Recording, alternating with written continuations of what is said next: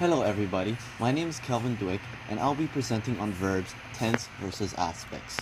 So firstly, verb tense. The tense of a verb tells you when a person did something or when something existed or happened. So there are three types of tenses: the past, the present, or the future. So the past. The past is an action that happened and finished in the past. So an examples that we have here is she walked to her mom's house. He wanted to play basketball.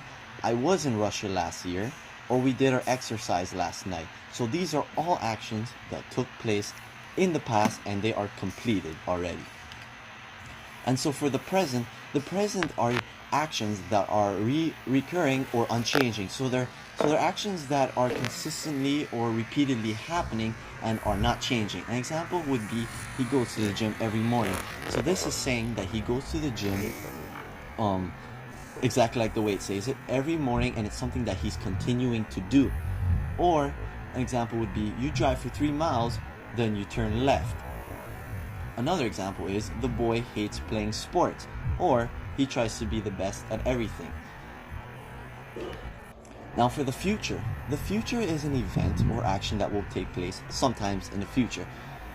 Pretty straightforward. This is just saying that it's an action that hasn't happened yet and will happen sometime in the future. So an example of that would be we'll play after school. But just by looking at after, you could see it's something that hasn't happened yet but will happen after something else. Or they are going to the zoo tomorrow.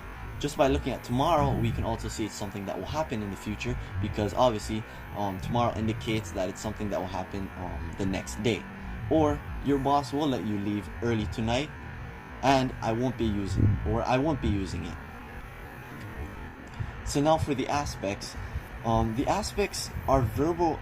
Verbal aspect refers to the time of a verb and addresses whether the action occurs in a single block of time, continuously, or repetitively.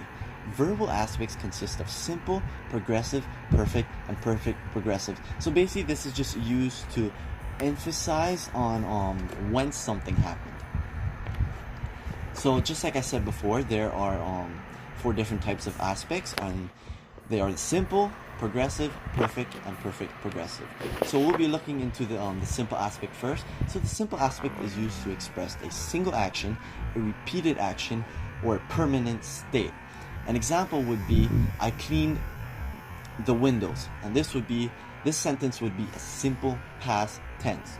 Or I cleaned the window, simple present tense. Or I will clean the window. This is a simple future tense. And if we want to understand more of what it means by permanent state, we could say Tom lives in Canada, right? This is something that's permanent, because he lives in Canada and he will continue to live in Canada. So he's in a permanent, so that's considered a permanent state.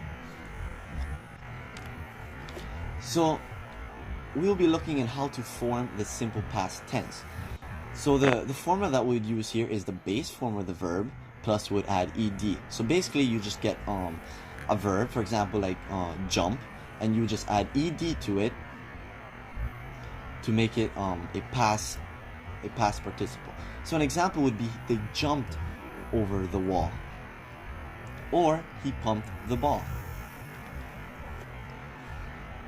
And for the second one that we'll be looking into is forming the simple present tense. This one you would need the base form of the verb itself, so just the verb by itself, or if it's in third person singular, for example like he, she, or it, you would add an s to it. Okay, so we can see we jump, that's just the basic form of it. But now we can see that in the second example, it's in third person and it's singular.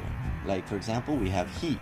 Therefore, we would put s to the end of the verb, so he jumps. Now, forming the simple future tense, we would use the will plus the base form of the verb. So simply you just put will in front of the verb. An example would be he will jump, or we will eat. Now look into the progressive. The progressive aspect is used to talk about continuous events. Examples would be he was singing, and this would be considered the past tense. Or we would be using I am leaving, and this would be the present tense. And I will be flying, which would be the future tense. So now forming the past progressive tense, we would use was or were plus the present participle, which would be ending in ing. So an example would be we were writing or he was burning the garbage. So just keep in mind that you use was or were depending on the noun. So we, which is plural, we would use were. And he, which is a singular noun, we would use was burning the garbage. Now forming the present progressive tense, we would use is or are plus the present participle. An example would be she is diving or they are eating.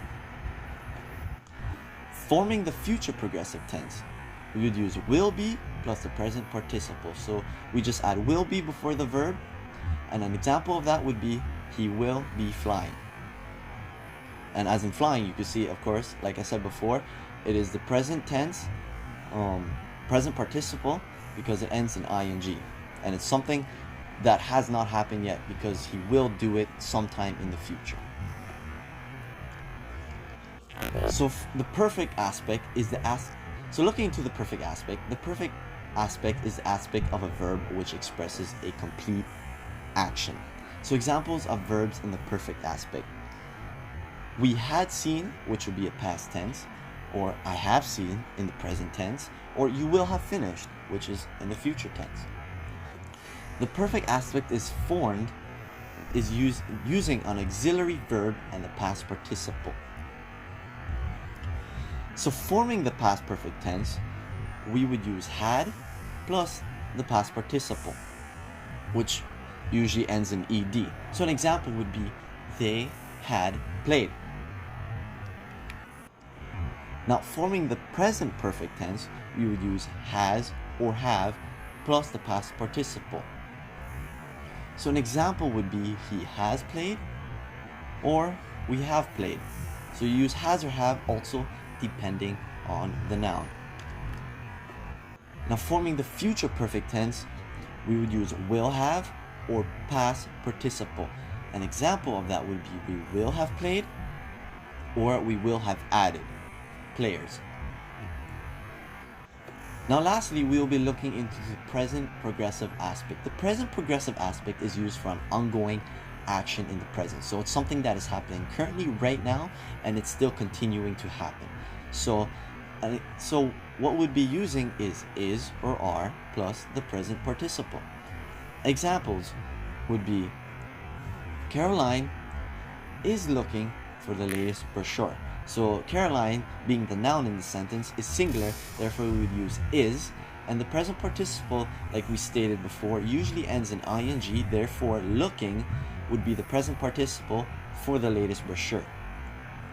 Or Dan and Billy, so which is plural because it's talking about more than one person. Dan and Billy are fishing off the pier.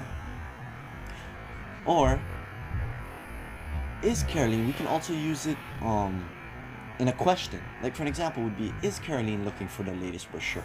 Or we can use it in a more negative statement, which is Caroline is not looking for the latest brochure. That's all for my presentation. Thank you for listening.